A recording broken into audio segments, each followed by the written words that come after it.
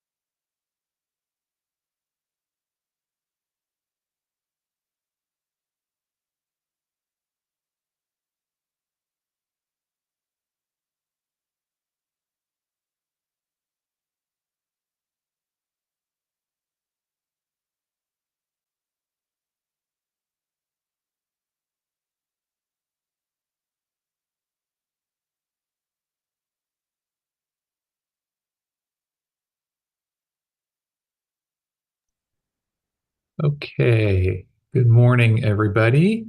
My name is Ian McMillan. I am an Assistant Deputy Executive Officer in the Planning Division here at South Coast AQMD. Before we get started today, I just want to go through some housekeeping remarks. This is something that we do before every meeting.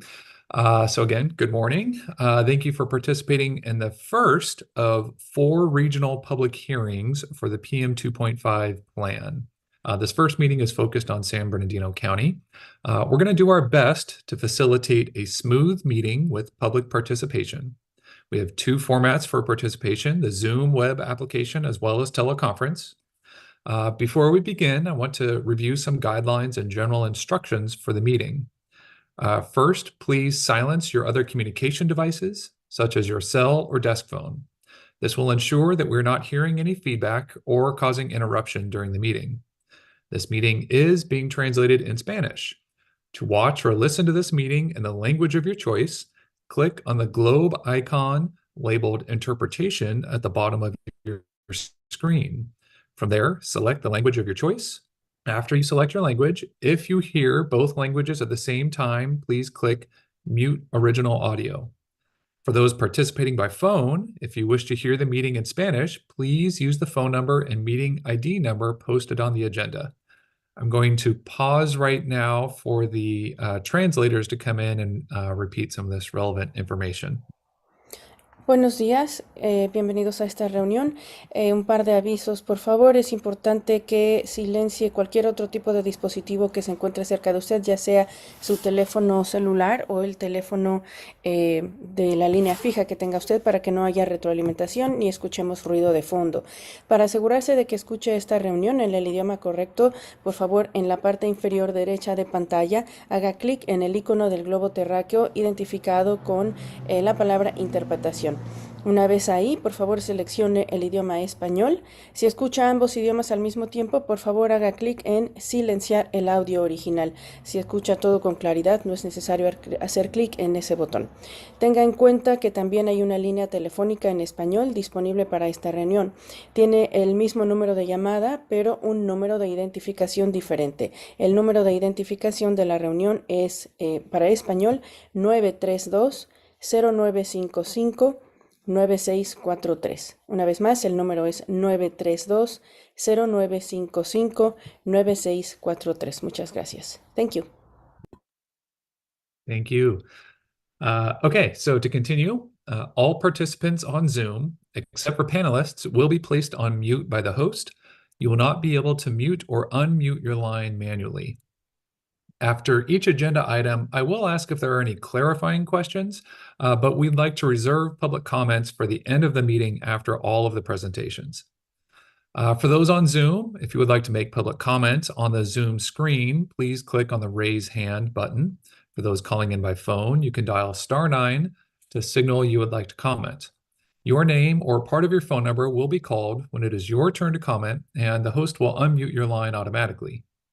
Please note, you can hang up and/or leave the Zoom meeting at any time.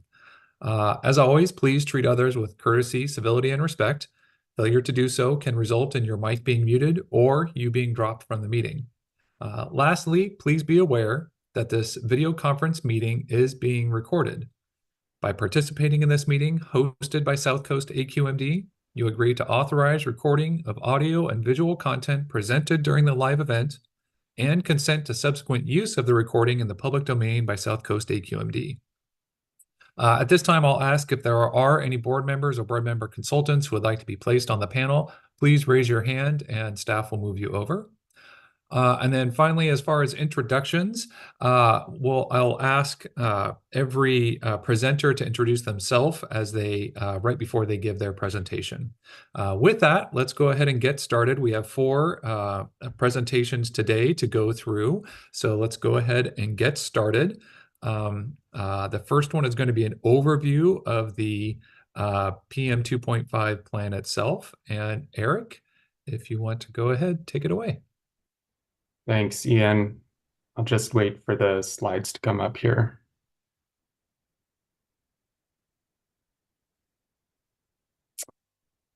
All right, so I'm Eric Praske. I supervise the state implementation plan development here at South Coast AQMD. And as Ian mentioned, I'll be presenting a general overview of the South Coast Air Basin Attainment Plan for the 2012 annual PM2.5 standard. Next slide, please.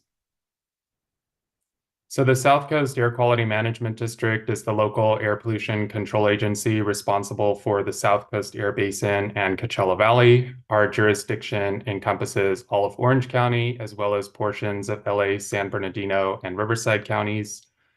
We are the largest of 35 local air agencies in California, as well as across the rest of the nation. And over 17 million residents are in our jurisdiction. In terms of responsibilities, we regulate emissions primarily from stationary sources with limited authority over mobile sources. We develop and implement plans to meet national air quality standards.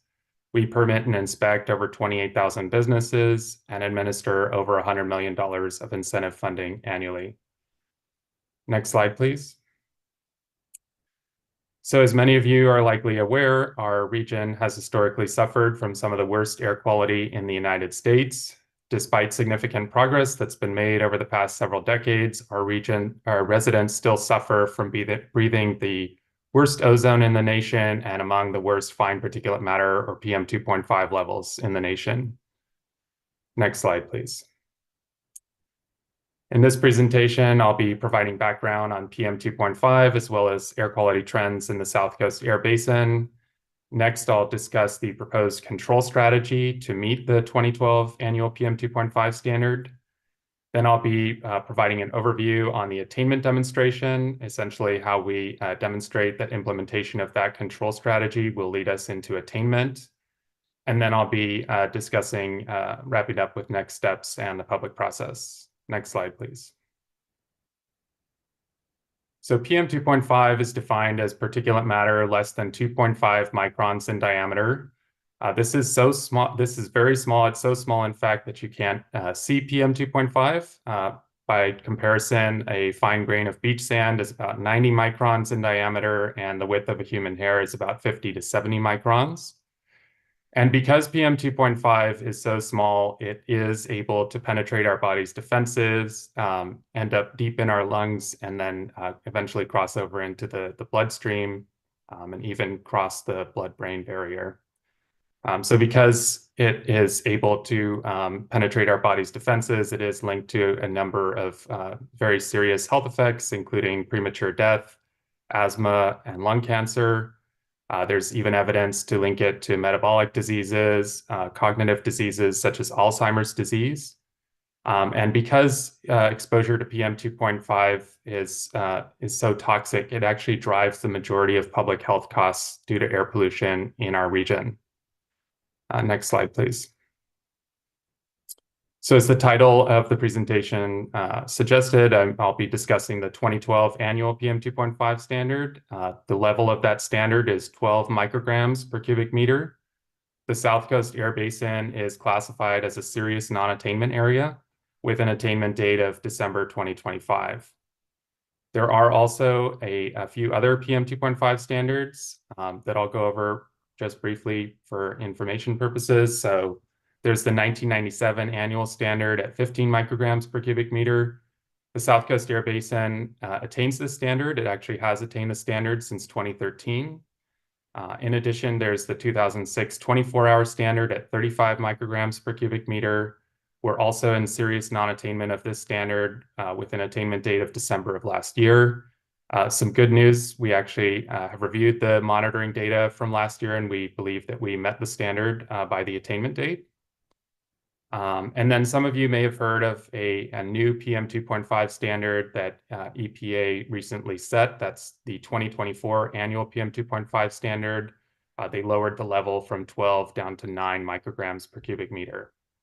We currently don't have any planning requirements for this standard. However, we do expect that EPA will designate us as a non-attainment area in 2026.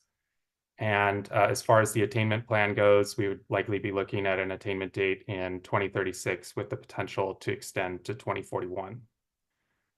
Next slide, please.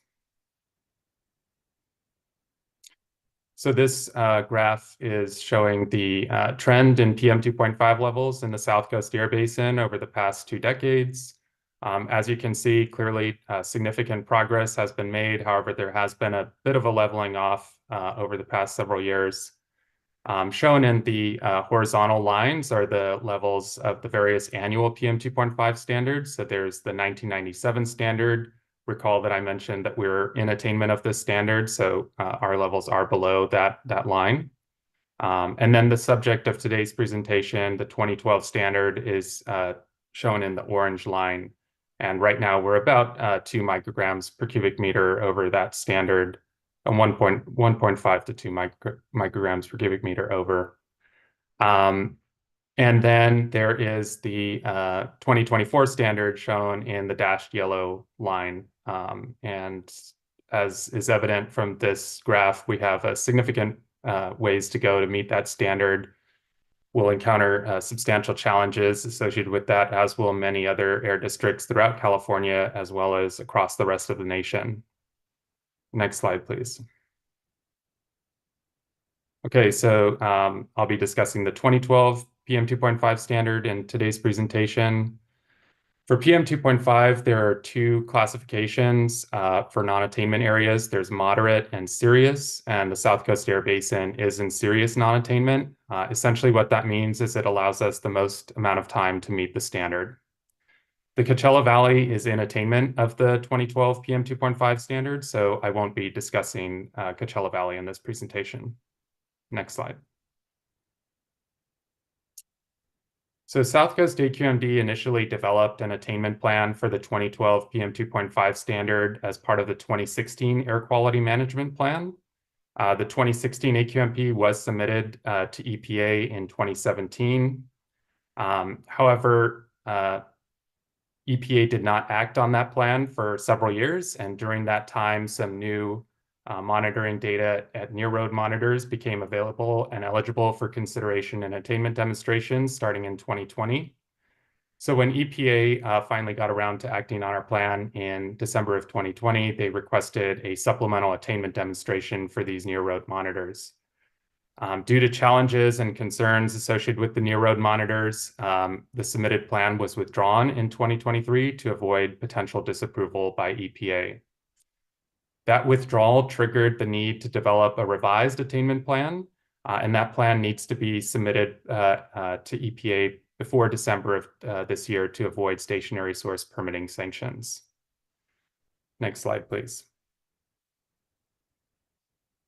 So the proposed control strategy to attain the 2012 PM2.5 standard is based on the continued implementation of the control measures to reduce ozone that were adopted as part of the 2022 Air Quality Management Plan.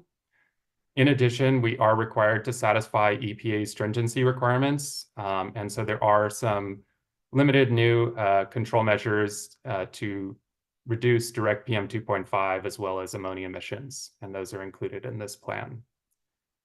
Next slide, please. So the measures from the 2022 AQMP, just a broad overview of them. So we have the stationary source measures, which seek to transition to zero emission wherever feasible, while allowing the lowest alternative emission source technology wherever zero emission is infeasible. We are also proposing to include our mobile source incentive measures and facility-based mobile source measures. In the next presentation, you'll be hearing from CARB about the specific measures that they'll be continuing to implement as part of the 2022 state SIP strategy. Next slide, please. So I mentioned EPA stringency requirements. Chief among those is that of most stringent measures, or MSM. The reason we need to implement MSM in this plan is because we are requesting a 5-year extension of the attainment date. So recall from earlier that the current statutory serious attainment date is set at December 2025. We're requesting a 5-year extension as part of this plan to demonstrate attainment by 2030. So MSM is a requirement that we demonstrate that our rules are at least as stringent as those in any other air district or state. And so as part of the MSM analysis, we identified 4 measures that will need to be implemented by December 2029. The first measure involves Rule 445. This is our check before you burn program. We are proposing to remove the low income exemption while retaining the sole source of heat exemption.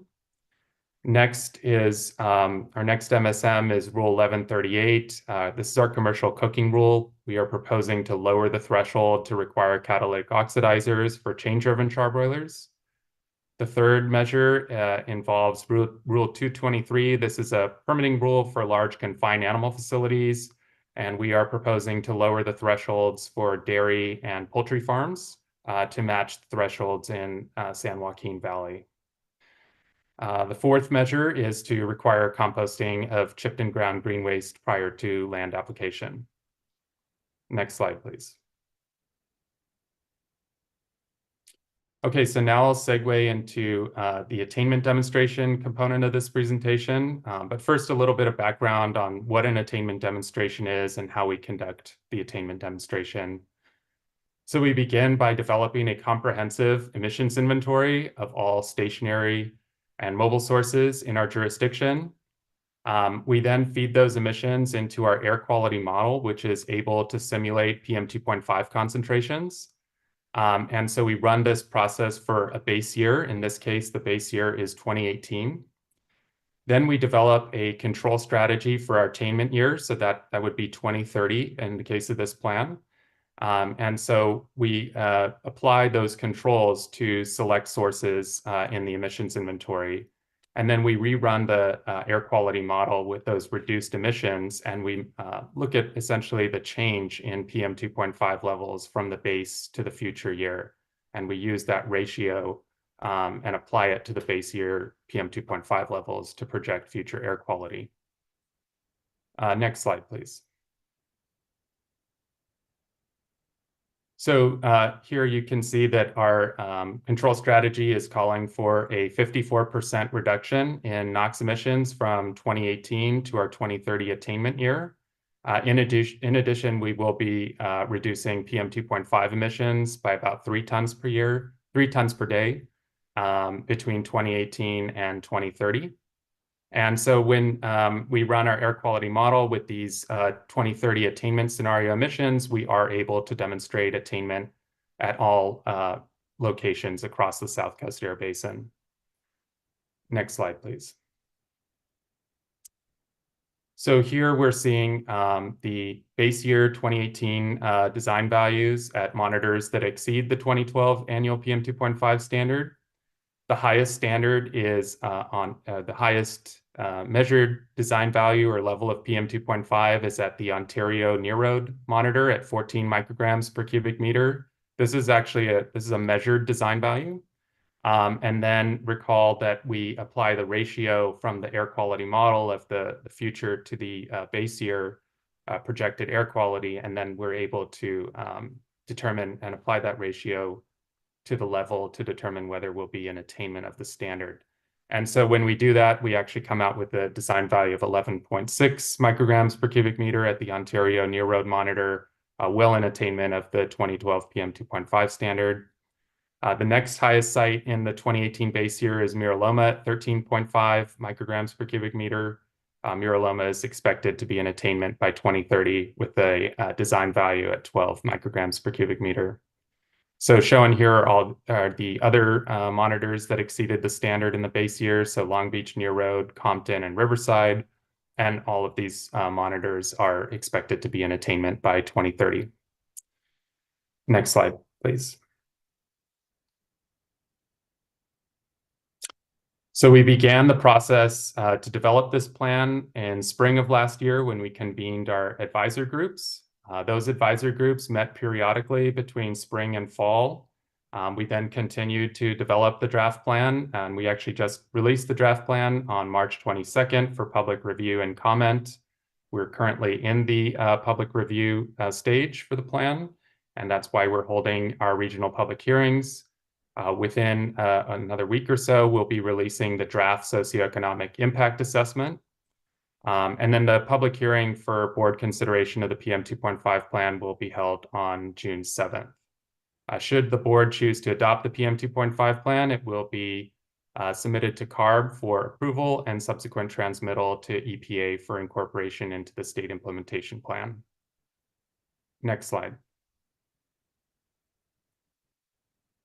Okay, so there's the new 2024 annual PM2.5 standard in which EPA lowered the level from 12 to 9 micrograms per cubic meter. We are expecting that the South Coast Air Basin will be designated as a non-attainment area in 2026. And we will be looking at an attainment year of 2036 with the potential to request an extension to 2041. That plan will need to be adopted and submitted to EPA by August of 2027. We do know that the AQMP NOx strategy, the 2022 AQMP NOx strategy alone will not be sufficient to meet this standard, and achieving the new standard will require substantial additional controls, especially on direct PM2.5 sources. Next slide, please. So as Ian mentioned, we have 4 regional public hearings. We're currently holding the first hearing for San Bernardino County. Tomorrow we'll be switching to an in-person format at CARB headquarters in Riverside. Then we'll be going back to the virtual format for Orange County on Thursday. And next Wednesday, we'll be at the Dollaride Community Center in Compton for the LA County public hearing. Next slide, please. All supporting documents, as well as this presentation and PM 2.5 plan chapters and appendices are available on our website. You can also point your camera here at the QR code to be taken directly to that site. Next slide, please. So the written comment deadline for the PM 2.5 plan is Tuesday, May 7th. You can submit all written comments via email to aqmpteam@aqmd.gov. If you have specific inquiries related to the PM 2.5 plan, please contact Dr. Sang-Mi Lee. And for inquiries specific to CEQA and socioeconomic impacts, please contact Barbara Redline. Next slide, please. So the PM 2.5 plan, in summary, the PM 2.5 plan has been developed to demonstrate attainment of the 2012 PM 2.5 standard in the South Coast Air Basin by 2030. The PM 2.5 plan is based on continued implementation of the 2022 AQMP NOx strategy with limited additional controls to satisfy EPA stringency requirements. The public hearing will be on June 7th. And obviously, we'll need to be developing a new plan to attain the 2024 PM 2.5 standard. Next slide, please. All right, so we encourage you to sign up for our newsletter at the website shown here and make sure to tick the box for AQMP SIP interested parties. That concludes my presentation, and I'll hand it back over to Ian.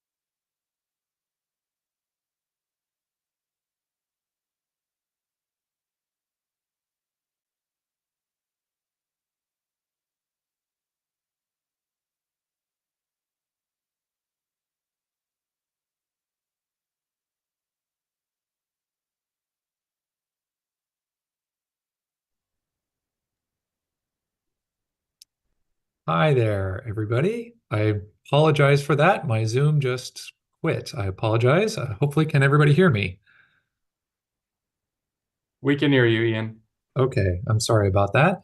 The question I think was from Mary V. Asking about San Bernardino data. We did show some data on one of the slides and here, and I think we were just showing some of the key sites that are important for this PM 2.5 plan. But within the plan itself, there's a lot more information about all of the sites that we collect PM 2.5 data, and there's as well as on our website. So we can provide some more information on that. Feel free to reach out to us if there are any further questions there. For now, we're going to go ahead and move on to our next presentation. This is going to be from CARB. And so, Ariel, if you're available, feel free to introduce yourself and take it away. Thanks, Ian. Hi, everyone. While we bring up the slides, I'll just say, my name's Ariel Fiddledye. I am a manager at the California Air Resources Board over the team that works really closely with South Coast on developing the SIPs and the control strategies that are needed at the state level. My team does lead our development of what is known as the state SIP strategy. So I will be walking through today, once we get the slides up, kind of the CARB side of the control strategy that's going into this PM 2.5 plan. All right, why don't you go ahead, next slide, please. Thank you. So like AQMD, CARB's reductions in the PM 2.5 plan are based on measures in our 2022 state SIP strategy, which was focused on the 70 parts per billion ozone standard. This strategy that we developed over a few years through a robust public process, it identified the level of action needed to meet air quality standards and improve public health. It was, really a document that identified a bunch of new control measures from CARB that are going to be driving the pace and scale of our rulemakings at CARB through the end of this decade, really. Our board approved the state measure commitments that were in that document, the state SIP strategy, in September of 2022. And this strategy is what we've utilized for the PM plan. We've basically taken these measures, estimated the emission reductions in 2030 that can help support attainment of the PM 2.5 standard. Next slide. This figure here identifies the list of these measures that CARB is pursuing, included in the state SIP strategy, but these are the ones specifically that are going to support attainment of the PM 2.5, annual PM 2.5 standard in the South Coast. Some of the measures on this slide, they have already been adopted as regulations by the CARB board. Those are the ones that are identified with an asterisk on the slide here. Specifically, I want to mention our advanced clean fleets and in-use locomotive regulations. Those programs were both adopted last year, and they were really monumental regulations, of course, first of their kind. Our advanced clean fleets regulation, is going to require fleets, heavy-duty truck fleets specifically, to turn over to zero-emission vehicles over the next decade, and the in-use locomotive regulation sets in-use requirements, but it uses mechanisms under authority to accelerate the adoption of advanced, cleaner locomotive technologies, including zero-emission locomotives. There are many other regulations listed here, these measures that are currently undergoing their regulatory process, so they're under development right now, including another thing I wanted to mention specifically are zero-emission standards for space and water heaters, which is listed under the other box here on this slide. We are also pursuing a number of off-road equipment measures, including setting a new standard, a Tier 5 standard for off-road equipment, as well as zero-emission requirements for certain manufacturers and for other sources like cargo handling equipment at ports and things like that that are really going to contribute reductions in the South Coast. We're also continuing to pursue additional measures beyond our advanced clean fleets and our prior advanced clean trucks program for heavy-duty trucks, heavy-duty vehicles on road with our zero-emission truck measure, which we'll be developing over the next few years. Next slide. So this is that same list of measures you just saw, but showing their currently planned schedules for adoption and the beginning of their implementation. So the measures that have been adopted already, they're shown with purple stars, and the ones that are still under development, we have the planned adoption schedules shown in gold stars here on this slide. And then the dark blue box on each one of these lines here represents the implementation begins, well, the timeline for which we expect implementation for the program. Next slide. So this table shows, again, that suite of measures, but these are the ones specifically that have already been adopted and the emission reductions we have quantified that are being contributing to the attainment demonstration for this PM plan. And these, just want to mention that this does include measures from this 2022 state SIP strategy, which of course the bulk of the measures there, but there is also one or two recently adopted measures from that were originally commitments in our 2016 state SIP strategy a few years back. That's also included in this list. And so we have the NOx, the direct PM 2.5, and the ammonia emission reductions quantified here. These reductions, these programs have all, as I mentioned, been adopted, but they are going to provide significant emission reductions in the South Coast, and they've not yet been accounted for in the baseline emissions inventory. So we're quantifying their emission reductions here and factoring those into an adjusted baseline that is a part of the baseline in the control strategy for the PM plan. Next slide. And this table specifically shows the suite of measures that are remaining and still have yet to be adopted by the CARB board as regulations and programs for both the 2016 and 2022 state SIP strategies. And then again, their corresponding NOx, direct PM 2.5, and ammonia emission reductions. And so these are, of course, everything that CARB still has on the docket that is going to support attainment in 2030 of the PM 2.5 standard. Just more, really key programs, as I mentioned earlier. And the reductions you see at the total at the bottom there, that 9.1 and the corresponding PM2.5 in ammonia reductions, those represent what CARB will be committing to for our emission reductions commitment to support attainment in 2030. Next slide. So in addition to evaluating the state SIP measures to support attainment, as Eric discussed, we also do have to analyze our control programs, our entire control programs, to meet the most stringent measure, or MSM, control requirements for this standard. Eric touched on this, but essentially, this MSM is a level of stringency that exceeds both the other stringencies, reasonably available control measures, or RACM, and best available control measures known as BACM. And this is required for this PM plan because we're requesting the 5-year extension of the attainment date. As you may know, CARB has a unique authority under the Federal Clean Air Act, which no other state has, to set standards for mobile sources that are more stringent than the federal government. And so we've, over our history, maximized utility of this unique authority such that our mobile control programs go far beyond other states and even national programs. So, we have been able to demonstrate this in the past, and EPA has approved our programs in the past as MSM. So we've, updated this analysis consistent with our current programs, looking at all of our control measures being implemented by CARB in California compared to other jurisdictions, states, et cetera. Also looked at our, measures in the state SIP strategy. And each mobile source category, as you can see here on this slide, is broken into a few, subcategories: vehicle engine standards, in-use controls, and fuels. And our conclusion from this analysis is that CARB's programs, our current control programs for each data source category, does meet MSM requirements. So this is just kind of a summary of that here. And I think that's the end of my slide deck. Great. Thank you very much, Ariel. Appreciate all the work that CARB does with us on these plans. It's always fun. And thanks for the presentation there too.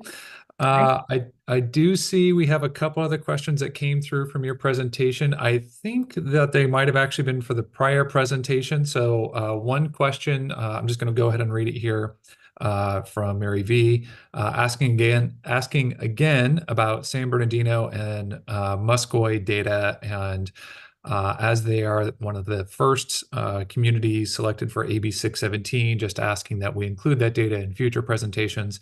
We'll take that into account and look at that for future presentations that are not the regional public hearings, because the slides are already out, but we'll look at that for future meetings. And then we have another question here as well from Bobby Joe. And I'm going to ask Eric to answer this briefly. I'll go ahead and just read it out. With a vast expansion of new logistics centers built in the Ontario, Eastvale, Harupa Valley, Fontana, Riverside, and San Bernardino, how is AQMD and CARB accounting for the fact that none of these newer facilities are operating, or if they are, likely not yet at full capacity? Eric, you want to touch on this briefly, how we accommodate and consider growth in the AQMP? Yeah, thanks, Ian. So we rely on Southern California Association of Governments growth projections from their Regional Transportation Plan, Sustainable Community Strategy. So we actually receive those growth factors from SCAG and incorporate those into our modeling and emissions projections. Great, thank you. And that does include a lot of new warehousing, for example, in the Inland Empire as well, as part of their land use planning.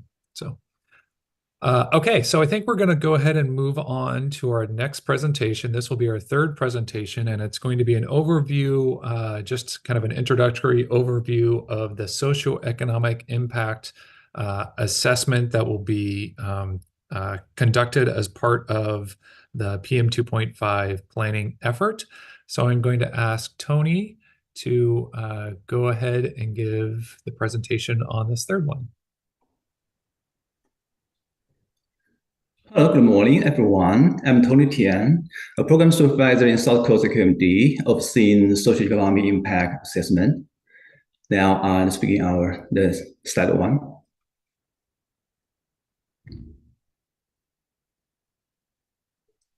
So let's slide, please. So for this presentation, we'll cover several items. So first, we'll cover cost estimates and the macroeconomic impacts of this PM2.5 plan, so as well as related health benefit analysis. So second, so for the health benefit analysis, we'll discuss methodologies for quantifying the health benefits and specific health impacts to consider. So in the analysis. So finally, so we'll present next action plans and step contents in case you have any questions. So next slide, please. So as we know, because of the small size, so PM2.5 tends to penetrate into gas exchange regions of the lung and cause many health risks, including respiratory and cardiovascular diseases, asthma exacerbation, and premature deaths. So this PM2.5 plan aims to lower PM2.5 emissions in South Coast Air Basin, and thus achieve 2012 annual PM2.5 national ambient air quality standards by December 31st, 2030. And the health benefits brought about by control measures in the PM2.5 plan will be quantified in the health benefit analysis. So next slide, please. So note that the cost estimates, macroeconomic impacts, and the health benefits of control measures in this PM2.5 plan has already been assessed in prior 2013 and 2022 AQMPs. So for this PM2.5 plan, so no additional costs or impacts are anticipated, and we're not prepare new or modified socioeconomic impact assessment. However, we'll do refined analysis of the health benefits of the PM2.5 reductions, and the results of the analysis will be presented in an appendix to the PM2.5 plan. So next slide, please. So basically, we use environmental benefits mapping and analysis program software, so developed by EPA to quantify the health benefits of this PM2.5 plan. So specifically, we need three input modules to do the quantification. So first, air quality change. So staff will simulate air quality change by 2030 in South Coast Air Basin, so based on forecasted PM2.5 emission reductions. So secondly, population and incidence data. We obtain population projections from SGAG, mortality and mobility incidence data from multiple sources, so including California Department of Finance, so U.S. Centers for Disease Control and Prevention, and California Department of Healthcare Access and Information. So lastly, concentration response functions. So those functions establish quantitative links between PM2.5 exposure and the various health effects. So staff will rely on the functions from the most reliable and empirical peer-reviewed academic research to quantify the health benefits of the PM2.5 reductions. So next slide, please. So we'll consider both long-term and short-term effects of PM2.5 reductions. So long-term benefits include premature death avoided, decreased asthma onset, and lung cancer incidence, among others. So examples of short-term benefits include reduced emergency department visits, reduced hospital admissions, so less restricted activity days and work loss days. So next slide, please. So a full-blown health benefit assessment will be released on or before May 7th, 2024. So as an appendix to the PM2.5 plan. So in case you should have any questions with regard to health benefits analysis of this PM2.5 plan, so we provide step contacts in the box of the slide, and your suggestions and feedbacks will be greatly appreciated. Thanks a lot. So that concludes my presentation. Thank you. Great. Thank you so much, Tony. Appreciate that. I do see a question came in the Q&A while you were speaking, but it was actually, I think, again, for the previous presentation. So I'm going to go ahead and read that one out, and I'm going to ask Ariel if maybe she could take a quick response to this question. So question came in from Fabian V. If the EPA does not approve the in-use locomotive rule, how will it affect these efforts? Thanks, Ian, and thanks, Fabian, for the question. CARB is working really closely, as we always do, with US EPA at the regional and at the, headquarters level to ensure that our authorizations, waivers, all of them are going to be approved, but especially, yes, for the in-use locomotive regulation. And we do anticipate that happening, and we do anticipate them approving the rule as well. But by the form of our commitments for any strategy, really, our commitments are made at the tonnage level for the total emissions reductions needed. So if a specific rule, doesn't go forward or is not approved for some reason or another, our commitment is to meet the total emission reductions that we commit to in the plan. So we will need to go forth and basically identify other strategies, whether that is from locomotives or some other source category that we can still control to ensure we get those emission reductions. So we would essentially always be identifying other strategies, but we're continuing to work really closely with US EPA. We do anticipate both the authorization and the rule being approved. Great. Thanks so much, Ariel. And just from the South Coast AQMD perspective, I think we share the same perspective. That's really critical that all three agencies take action when it comes to meeting air quality standards. The local government ourselves, state government CARB, and the federal government EPA. It's really critical that all three do their part on emission sources within their authority. So we fully support CARB's authorization request on this. So let's go ahead and keep moving in this presentation. I think we're on to our fourth presentation today, and we wanted to go over briefly the California Environmental Quality Act, CEQA, analysis for the PM2.5 plan, at least the draft, some draft results so far. And Javar, if you wanted to come on and introduce yourself and cover this last topic. Thank you, Ian. Hello, everyone. My name is Jivar Afshar. I'm an air quality specialist here at South Coast AQMD, and I will be going over the CEQA portion of this presentation. Thank you. So CEQA is a California state law that requires state and local agencies to identify the significant environmental impacts of a project and to avoid or mitigate those impacts if feasible. But its main purpose is to disclose to public and decision makers the potential environmental effects of these projects. Next slide, please. So CEQA applies to PM2.5 plan. It also applied to prior air quality management plans, or AQMPs. PM2.5 plan contains a series of control measures, and the environmental impacts of majority of these control measures have been previously evaluated and certified in final program EIRs for 2016 and 2022 AQMPs, as you can see in the bottom in the little figure. Next slide, please. To be more specific, the PM2.5 plan contains 38 control measures, 9 of which are carried over from 2016 AQMP, as you can see on the left, the orange box, and 27 of them from 2022 AQMP, on the right, the green box. This means that 36 of the control measures are retained from previously adopted CEQA documents. This leaves us with 2 new control measures in PM2.5 plan in the middle purple box. So one of these control measures focuses on reducing emissions from chain river char boilers, as Eric mentioned at the beginning of the presentation, by potentially retrofitting them with catalytic oxidizers, and also making future amendments to Rule 1138, which is control of emissions from restaurants operations. The second new control measure in the PM2.5 plan applies to emission reductions from unpaved road dust.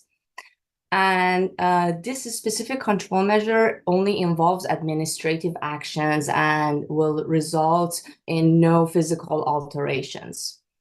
I will take a deeper dive in explaining these 2 control measures in the future slides.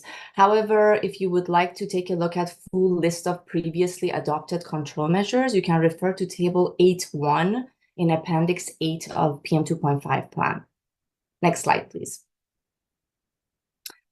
So the purpose of CEQA is to evaluate any alterations made to control measures, identifying new or modified environmental impacts, and also determine whether a new CEQA document needs to be prepared or not. Next slide, please. So this is the first new control measure out of the two that I am going to talk about. This specific control measure focuses on further reducing emissions from commercial cooking, and it expands upon previous control measure that was outlined in 2016 AQMP. Back in 2016, the AQMP focused and targeted under fire char boilers and offered multiple control options. However, in PM2.5 plan, we shift our focus to emission reductions from chain river char boilers equipped with catalytic oxidizers. It's noteworthy to mention this enhancement in utilization of catalytic oxidizers offer easy installation with minimal maintenance requirements. And as a component of a new measure, this catalytic oxidizers were previously assessed in final subsequent assessment for Rule 1138.